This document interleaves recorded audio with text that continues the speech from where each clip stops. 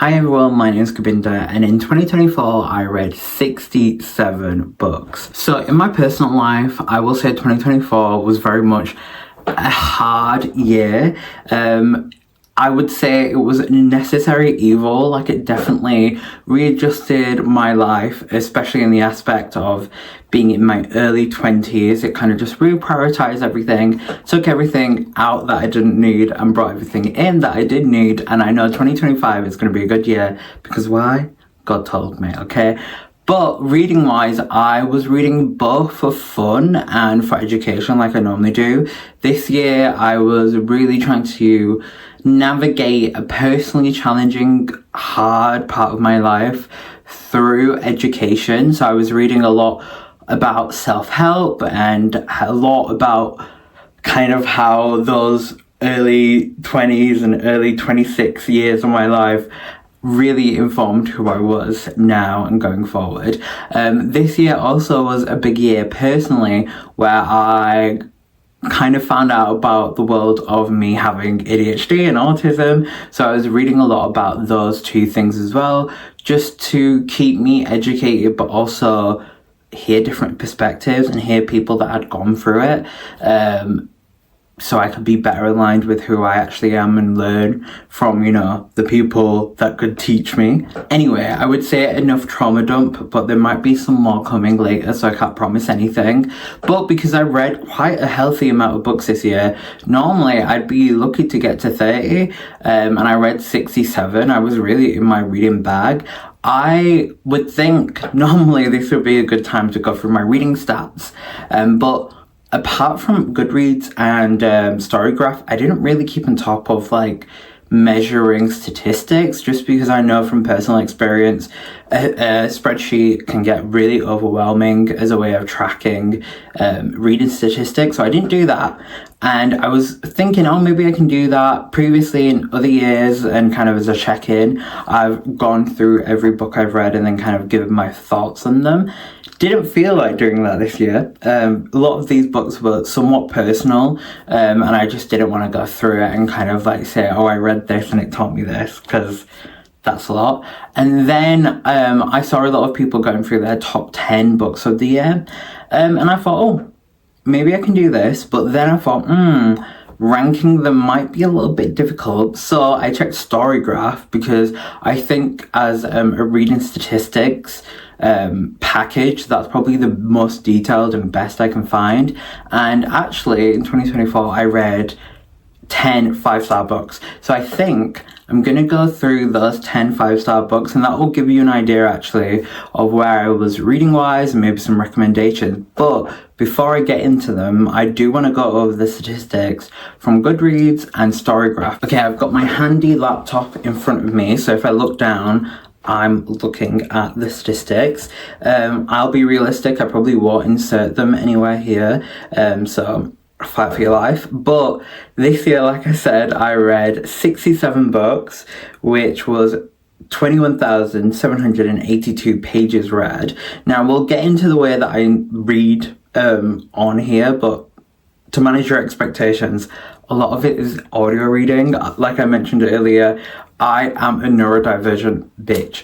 I personally, even though I did this year, which was very surprising, I can't sit in one place for too long. I have immense guilt when I'm just sat there reading, and normally if I am in one place for too long, I'm here, not here. So I'm an audio girl through and through. Then my shortest book was Evidence of the Affair by Taylor Jenkins Reid. There'll be some more Taylor Jenkins Reid in this, because I did a video that's on my channel of me reading her books. The Evidence of the Affair is a very interesting format-wise. It's written in letters. I can't remember if it's letters or emails. I think it's letters. So it's going to be a short book from that format. And then the longest book I read is Americana by Chimamanda Ngozi Adichie. Now, that was my book 100%. Spoiler alert, I gave it 5 stars, because I have always batted for if it is a book that I can follow the character on an immense journey and really get into the detail of who they are and kind of the journey that they go on, that's me sold. And we do that with the main character here. We really have an in-depth analysis and look into their life. So naturally it is longer, which is quite funny because I read two books by Chimamanda Ngozi Adichie, and one of them is We Are Feminists, which is obviously very short. It's based on their TED Talk, and then this is really, really long. So it's quite funny that I've read both books, gave them both 5 stars, as I should have done. And then also, like, the page numbers are completely on the other end of the spectrum from each other. And then my average book length in 2024, according to Goodreads, is 325 pages.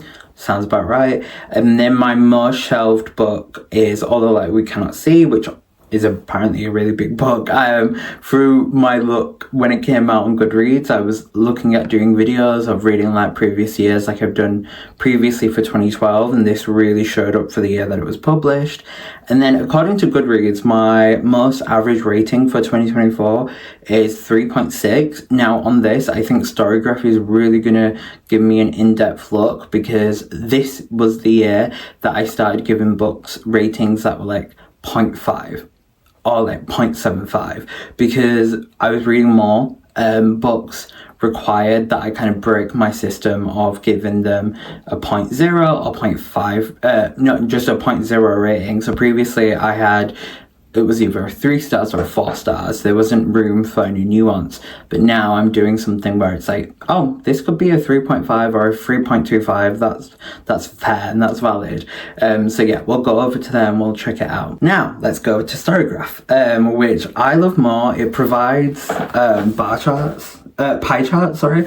And I would insert them, but I'm just going to manage your expectations and say, that might not be happening, so if it doesn't happen, it doesn't happen. Okay, let's get into these statistics. Now, the way that you can rate a book on Storygraph is way more detailed than Goodreads. So you can add moods, you can add pacing. So if you thought the book gave you a particular mood, it made you feel a particular way. Apparently, mine overwhelmingly made me feel emotional, which is very interesting. And then it gets into pace, which I rated most of my books medium pace. The reason why I'm not going to go into these too much is somewhere in the year I was like, actually, this is too much to list. So I stopped doing it. So it's actually not indicative of the whole year of reading. Most of my books were 300 to 499 pages, with 69% of them being that way, which is interesting. But like I said, because I'm majority audiobook reader, sometimes I don't feel the impact of page numbers. And then a really interesting statistic is my fiction versus non-fiction. So this year, 61% of my books were fiction, and then 39% of my books were non-fiction, which I find really interesting, because like I mentioned before, I was reading a lot for education, whereas in previous years it would definitely be overwhelmingly fiction, and then maybe a couple of non-fiction books in there, but this is probably the highest the non-fiction showing has been throughout my years of reading.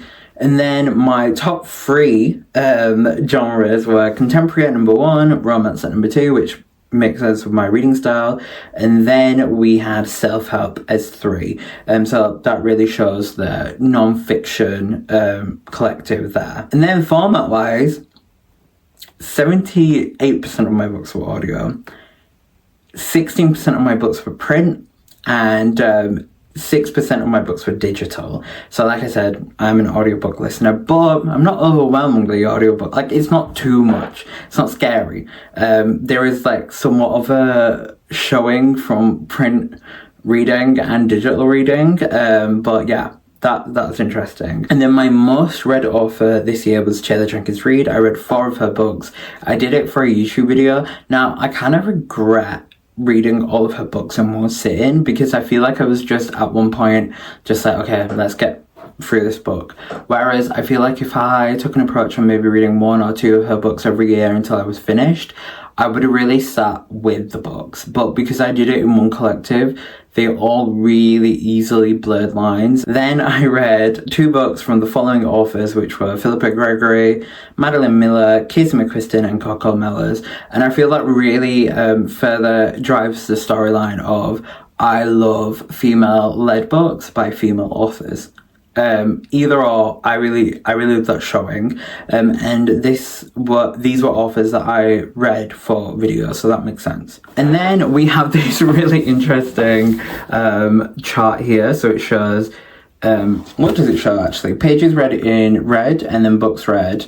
I will say this is showing that I spent summer reading, which I definitely did. Brat Summer wasn't there for me that much as in comparison for other years, but my biggest reading month was May, where I read 10 books, and then my lowest would have been February, where I read 2 books. Healthy. Or maybe even April, I also read 2 books. Okay, now getting into the reviews. So this year, because I was reading non-fiction, I kind of agreed that any kind of religious text, scientific text, or any memoir that read as educational, I wouldn't give a rating to. I feel like, especially when it comes to religious text, I'm not doing that. Secondly, I feel like when it's scientific, is there a point of giving it a rating? I mean, you can be like, the science in this is bad, or the way that this has been told is bad. But for myself, as a person that reads fiction and doesn't really know about some of the scientifical aspects that I'm reading, because I am someone who's knowing and reading about that for the first time, I wasn't comfortable and give it a rating, so I didn't. When it comes to ratings, I gave 61 reviews out of the 67 books that I read, and on average it was 3.61 stars, which is really interesting because Goodreads said 3.6, so it was not far off actually. I should have just stuck with that. And then, as I mentioned, I gave 10 books 5 stars, so let's get into them now. Okay, so the first book that I gave a 5 stars was Atomic Habits by James Clear. Now, this book had been on my radar. I would say at the time I thought 2023 was a heavy self-help book year for me, but little did we know that 2024 would be even bigger. And in 2023 I was like aware of Atomic Habits by James Clear, and I was like, listen, I want to read this, and it didn't happen. And then when 2024 came around, I was like, okay, maybe I'll read this year. And then a lot of people around January started posting it on social media, and I was like, well, let me give it a go. So I read it, and I will say, out of kind of the self-help books that I was reading at the time, I was like, this is so well done. And I had always thought that a self-help book had to be like super relevant to what you were going through and who you are as a person to be a 5 stars, but this one came in clutch. This one was like, if you take away the element of it actually being a self-help book and saying, we'll take out the teachings and the material of the book, it's a well done book. It's a good book. So I found it so easy to read, and it wasn't, I feel like self-help books can be very traumatized, and it's very like, do or die. I did this. I made an empire. You can make an empire too. And this one was very, not relaxed, but very like, not casual, but very chill. It was very much like matter of fact. And I really enjoyed that, because I feel like, as I said, it can be really like intense when sometimes reading a self-help book. It's very do or die. And I just feel like it doesn't need to be like that. And then also the teachings throughout it, I found really, really helpful, because it is true. Sometimes you make a mountain one pebble at a time, and I feel like that's very important. So yeah, 5 stars for me. Okay, I've talked about this book obviously previously, and the next 5 stars for me was A Dutiful Boy by Mohsin Zedi.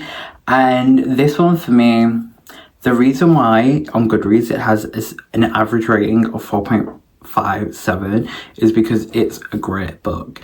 Like, sometimes with memoirs in particular, it can feel like, from what I've experienced, people are putting out memoirs and the story doesn't feel complete.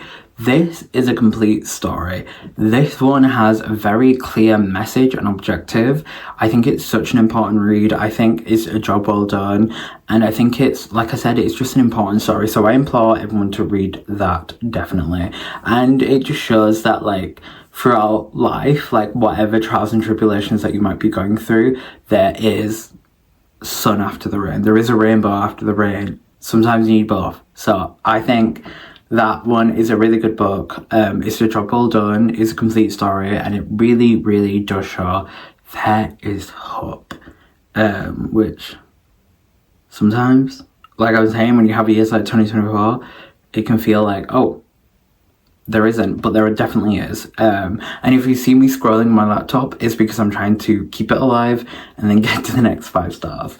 Okay, so the next book was Gaike. I don't know if I'm saying that right because it's been a while since I read the book, by Vaishnavi Patel. Now, at this point, I was filming a YouTube video where I was reading ancient mythology retellings, and I had read Stone Blind and Circe, and then I thought, I'm actually reading a lot of like Greek/Roman mythology. I think they're both Greek actually, and I, as an Indian boy, want to try and get an Indian retelling into that. So I started this book. I had no idea what actually the mythology or the story was behind it. And then it started like clicking. And I was like, I know this story. And I think it's really important. Like, I keep on saying this about all the books, but I think it's like important to showcase to like Western like media stories like this. And I think it's such an interesting perspective of like taking the villain of the story and making them like kind of like not the hero, but like we love her now. So I think that was really good. It was a job well done.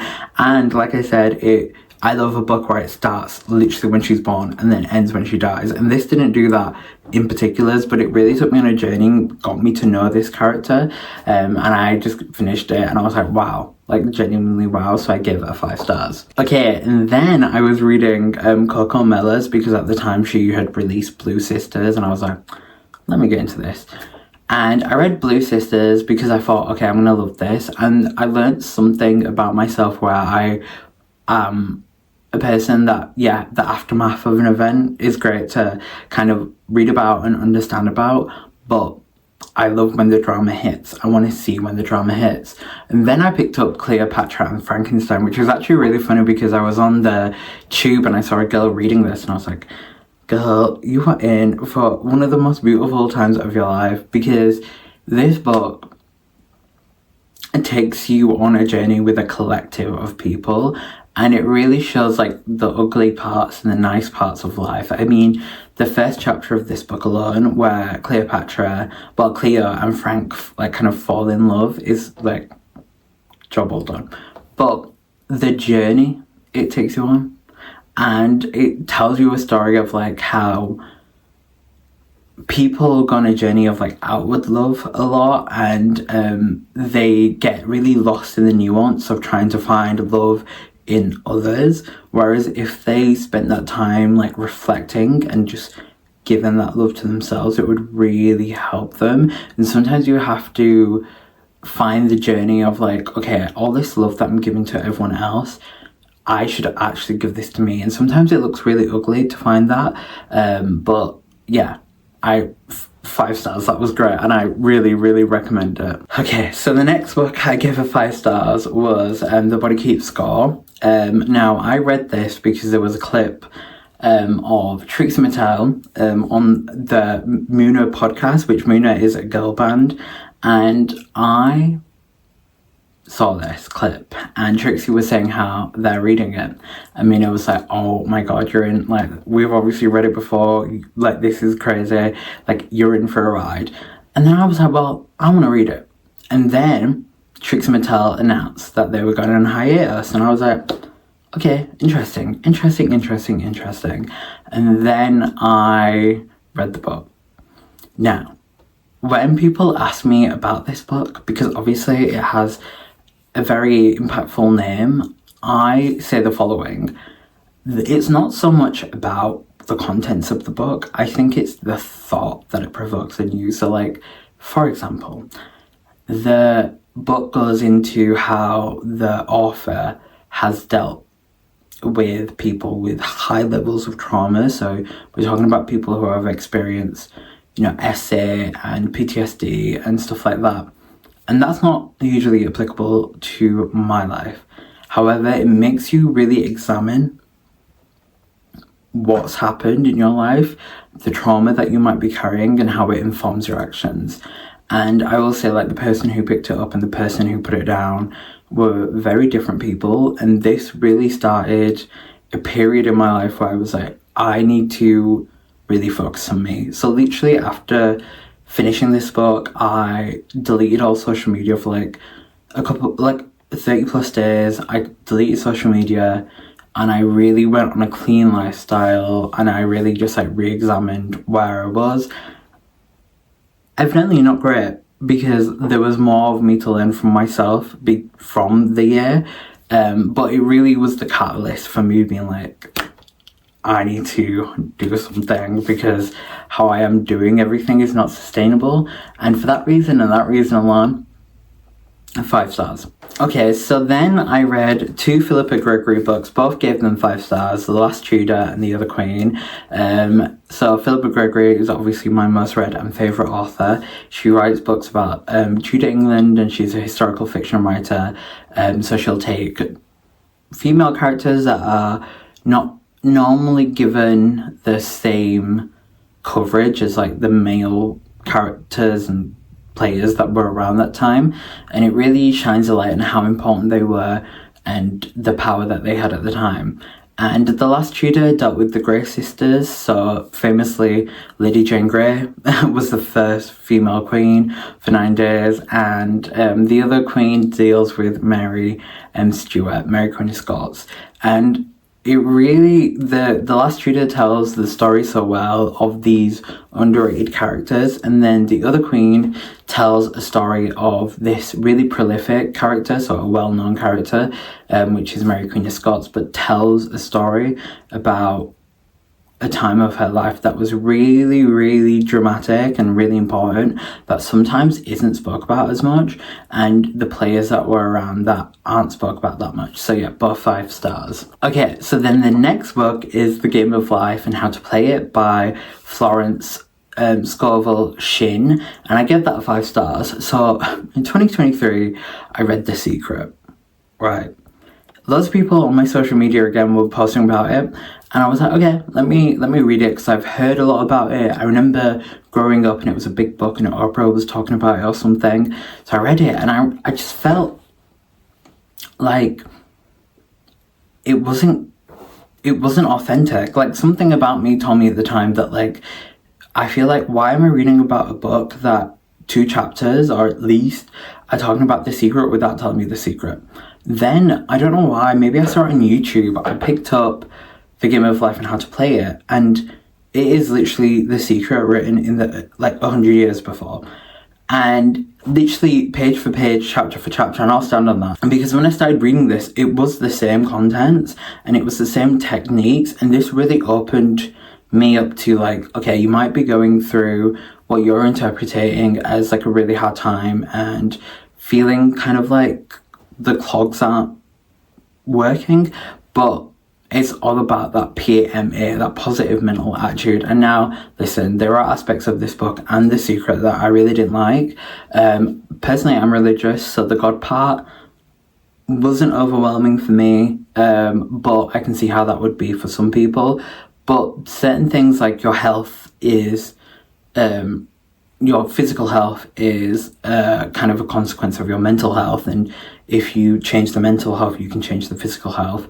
Even though I do see how that could happen, I think in some cases, like it's mentioned on here, it's actually really damaging to say that, because obviously some people have physical health, horrible conditions and whatever else, and for you to say, oh, actually, just change, just smile, is so damaging. So yeah, didn't love that.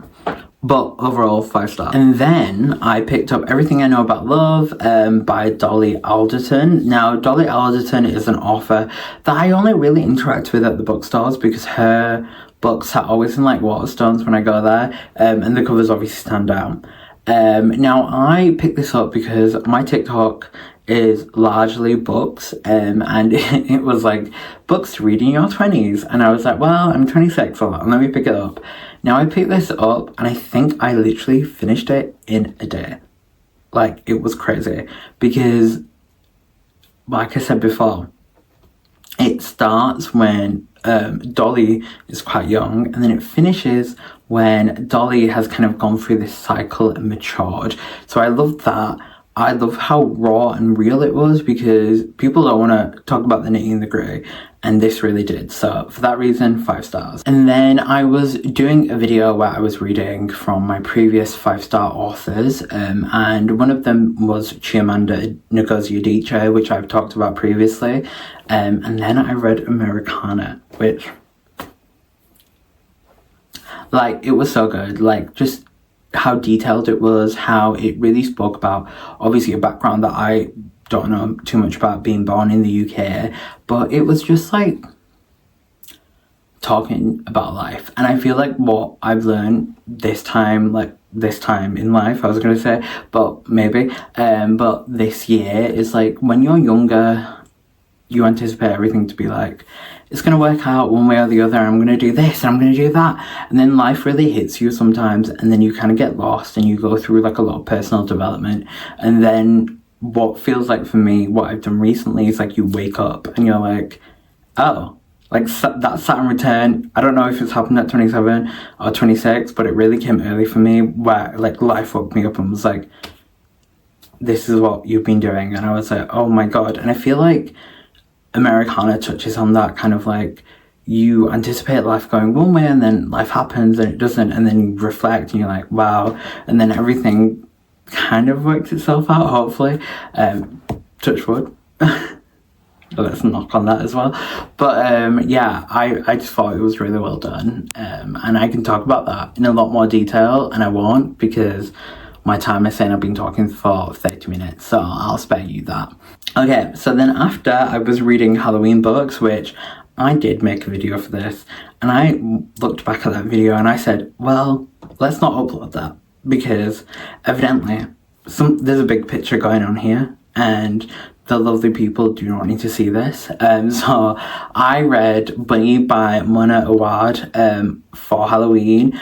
I gave it a 5 stars, and I didn't initially give it a 5 stars, but then when I was reflecting on it, I was like, this needs a 5 stars. And that's because it was so camp, for lack of a better word, but it was so, I don't know, like, it brought back like Pretty Little Liars. It brought back like all this like teenage drama for me, but it was actually done in a way that was actually like, everything was a metaphor, and it was so weird and wonderful. It had so many ways of like interpreting it and taking meaning from it, and the meaning that I took was really important. Like, it's so crazy. Like, when you read it, it's crazy, the concept, but then like when you reflect on it, you're like, this means this. Like, these girls are actually like are telling a story, and they're actually so nuanced. And yeah, no, I would recommend it. I don't want to get too much into it because then I will actually ruin the book for you, but there was something about the ending that was a bit icky for me, and then I gave it a 4.5, and then I looked back on it and I was like, actually 5 stars. And then I kind of wrapped up the year. One of the last books I read was Eat, Pray, Love by Elizabeth Gilbert, and that's funny because when I was going through summer and the Saturn return happened, or whatever it was, my quarter life crisis, where I was kind of like, okay, Govinda, please take a second for yourself. I remember being like, I'm in my Eat, Pray, Love era, like I'm just taking it all calm and I'm really focusing on myself. And then I actually watched the movie, and then I read the book, and now love the movie. One of my favorites. The book for me was obviously going to be a 5 stars. I think like this is one of those books that was really big when I was younger. I think I watched something yesterday that said it was on the New York Times list as #1 for like 200 weeks. This is the Born to Die, Lana Del Rey book equivalent. Like, to think that this is actually based on someone's true life is weird. Like, in a way that is crazy. Like, it's mad. Like, that someone went on this journey of like self-discovery and then has so much to impart. And I think it really wrapped everything up for me at the end of the year and was like, you are the most important player in your game, and like, you really need to take time to discover who you are. And I feel like I did that in 2024. I think that was the message of my whole year, and I think that's really beautifully told around the books that I read and enjoyed. So yeah, I hope you guys enjoyed this video. As always, please do like, comment and subscribe, but for now,